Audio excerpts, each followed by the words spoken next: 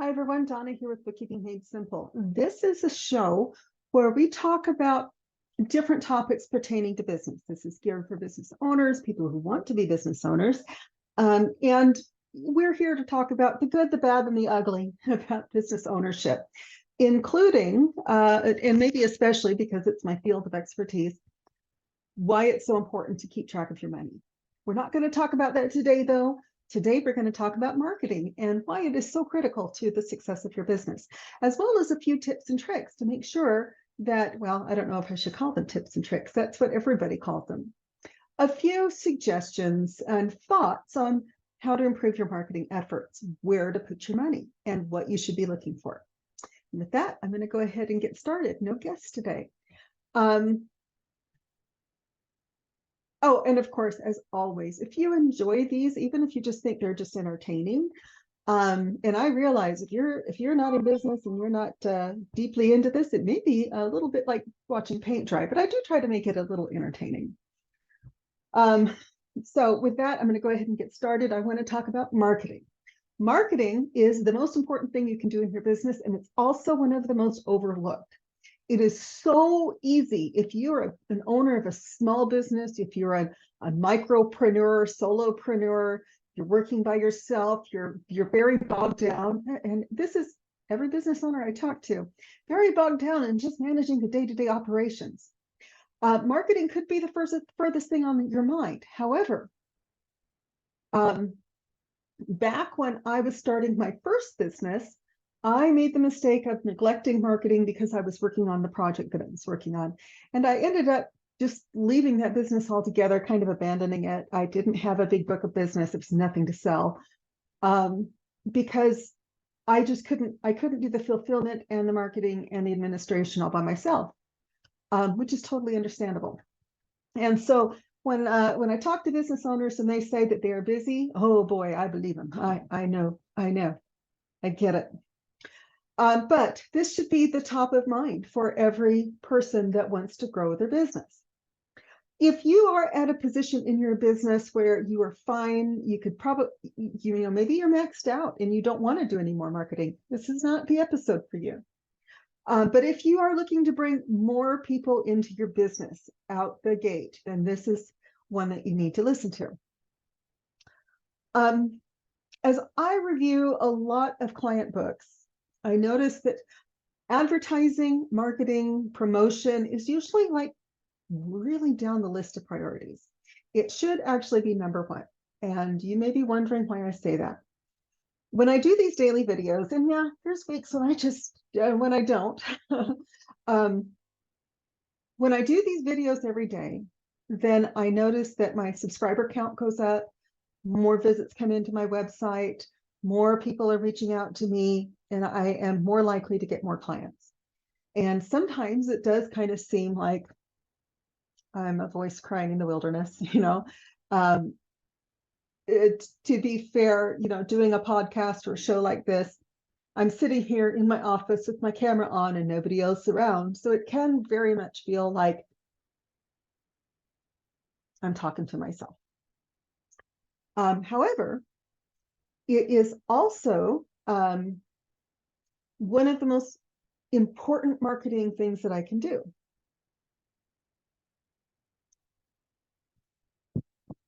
So this is one of the ways that I market my business. I give out, hopefully, a lot of good information for free so that people will want to do business with me. I do go by the old adage that people do business with people they know, like, and trust. And I believe trust is an important, critical part of business.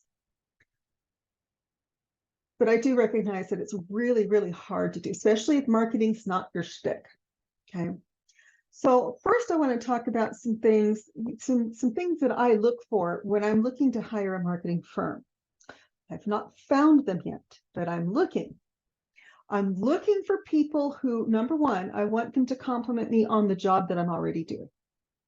I might not be doing a perfect job.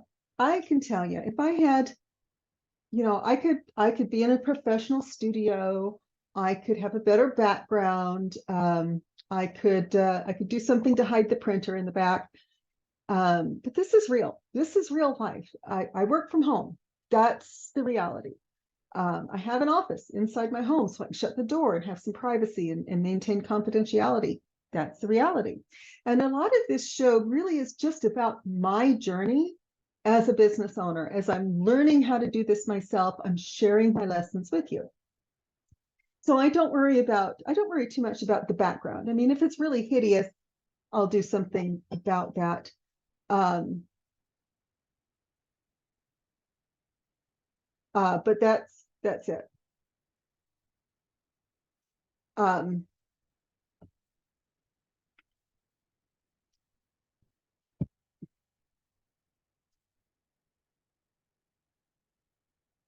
um, so, a lot of this is just about my journey.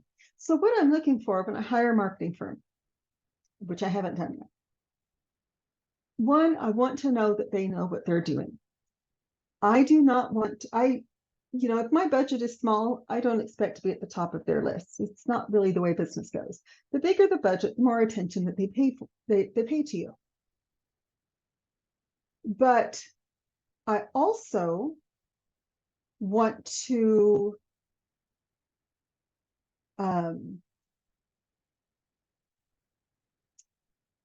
make sure that I get attention.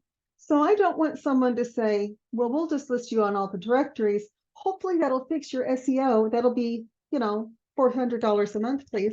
And I don't want to change my software. If you want me to change the software that I'm using, especially at tax time, which is the last time I changed my CRM software, you had better have a compelling reason, because that's my busy season.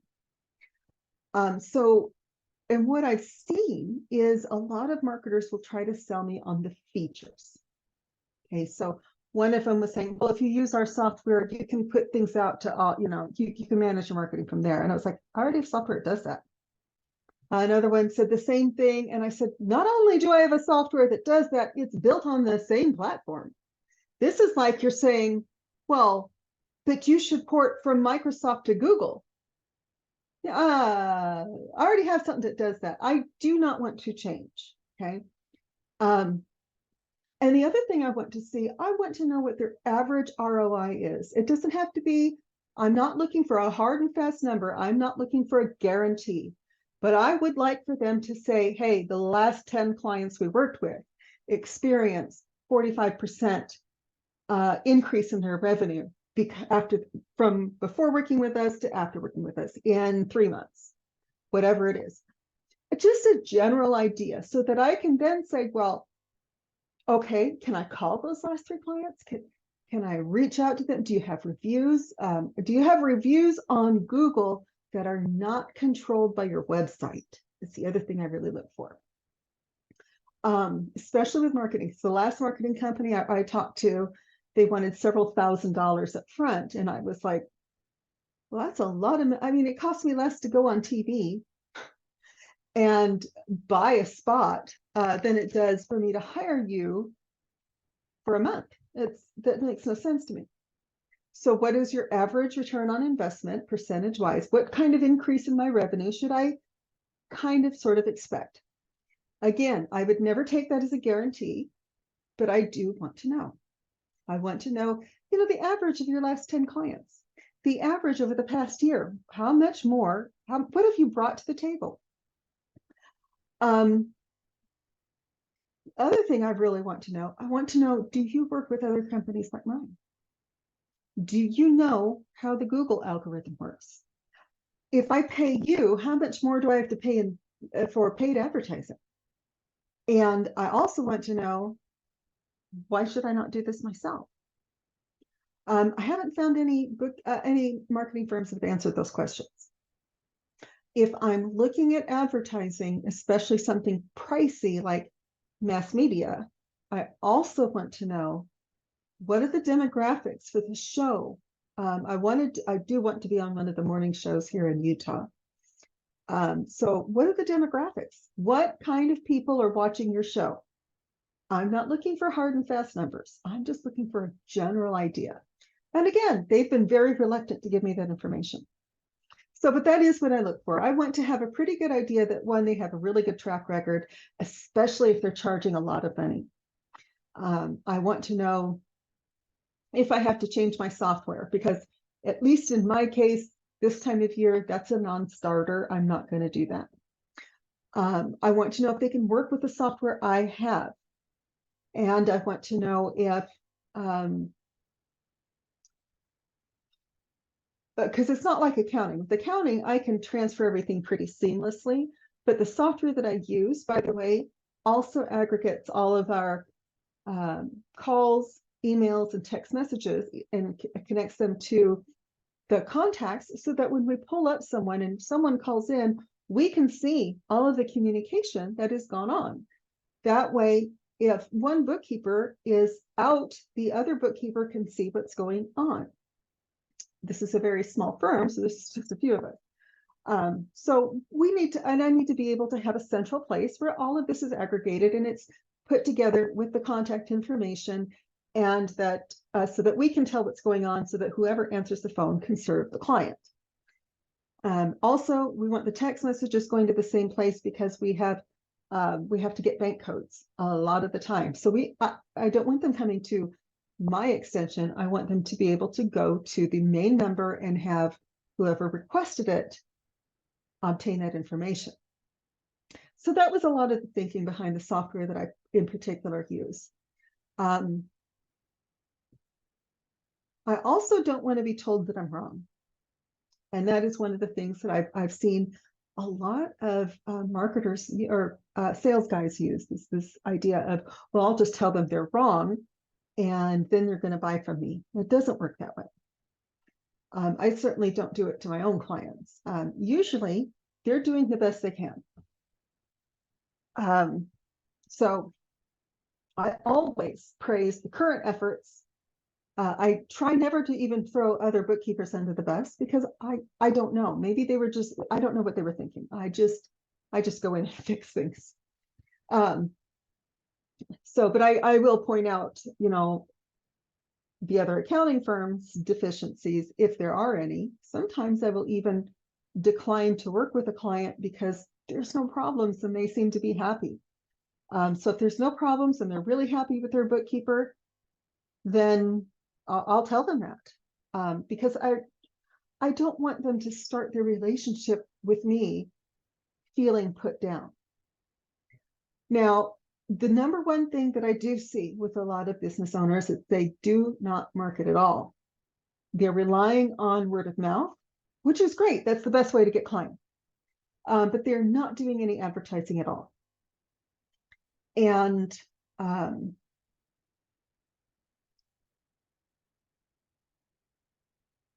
I'm looking to see, so one of the very first things I start suggesting, if they're complaining about not enough revenue, I do start telling them, you need to start investing some time and energy into marketing. Russell Brunson, he is wonderful. He and I went to the same college at different times, but we went to the same college. We have a lot in common. He is the creator of ClickFunnels, and I follow him on Facebook. And him and Ryan Stewman are the two people I follow really closely on Facebook. Him, Ryan Stewman, and maybe Tony Robbins. But I really pay a lot of attention to them. And Russell Brunson posted something the other day that really resonated with me. And he said, if you want your business to grow, become obsessed with marketing. And I was like, oh, that's interesting. Become obsessed with it. So that would mean, for me, for myself personally, I'm not going to say this is what everybody should do, but for myself personally, if I'm obsessed with something, then as soon as I sit down to start work in the morning, I'm checking on that. I'm checking, how many leads did I get overnight? How many people subscribe to my channel? How many people subscribe to my newsletter? If I sent out an email campaign, what was the open rate? What was the bounce rate? I start looking at those analytics. If I don't know what those analytics mean, Well, I've got Google and I've got ChatGPT. So I start asking questions. And I'll type it into either one of those. ChatGPT for all the hype is really a fancier search engine. It basically just tells you what it's not. It basically scrapes the web and then spits out an answer in a format that's a little bit easier to understand instead of trying to go through, line by line on multiple websites of trying to aggregate all this data. So I will go in and I'll start asking questions. What does this mean? What can I do to improve this? What's my engagement rate on Facebook and how can I improve it?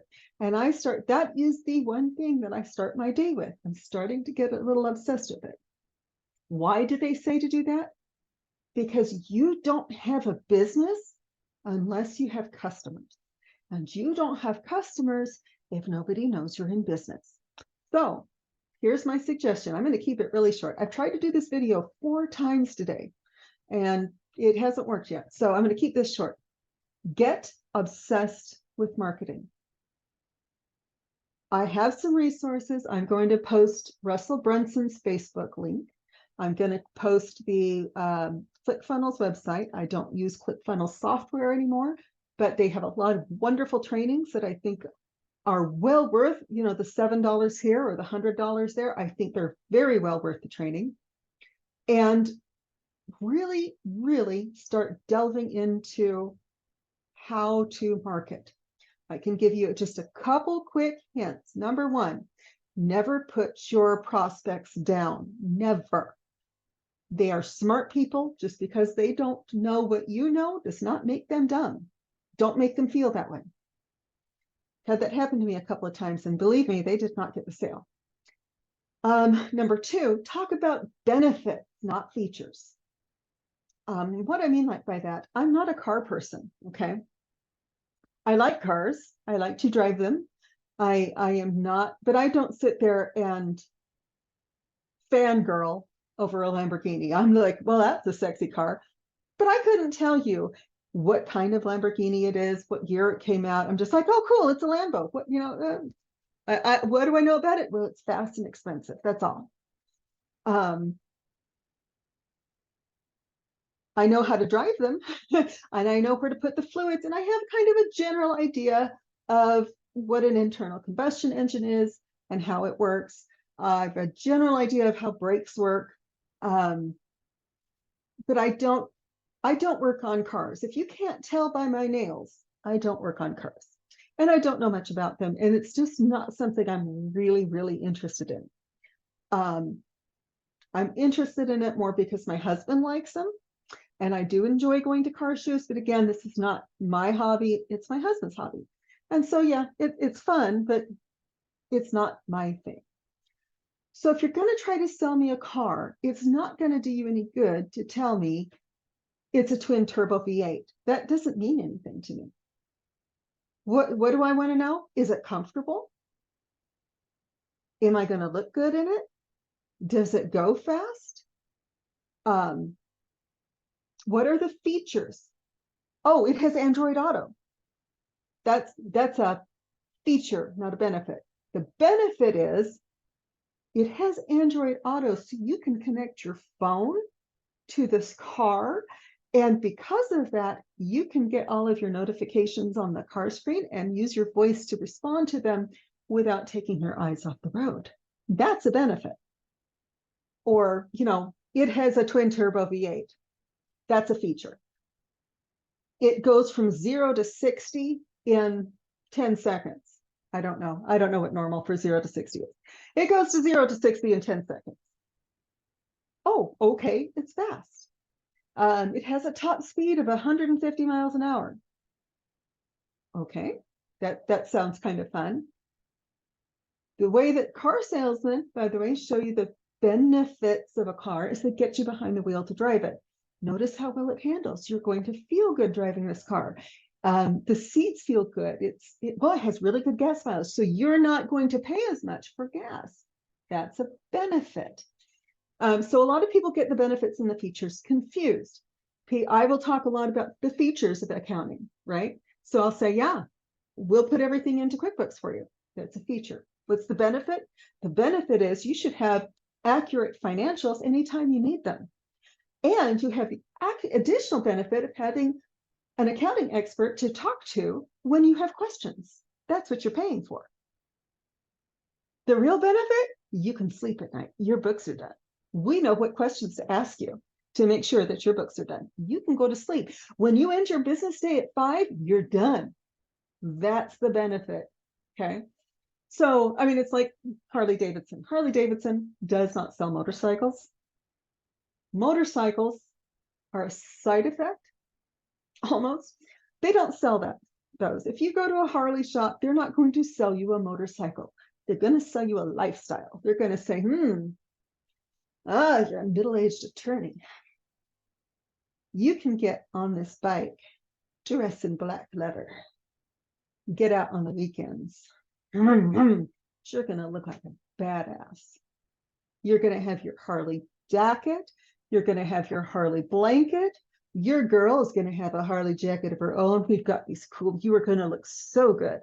What do people want? They want to get on a motorcycle and feel like a badass.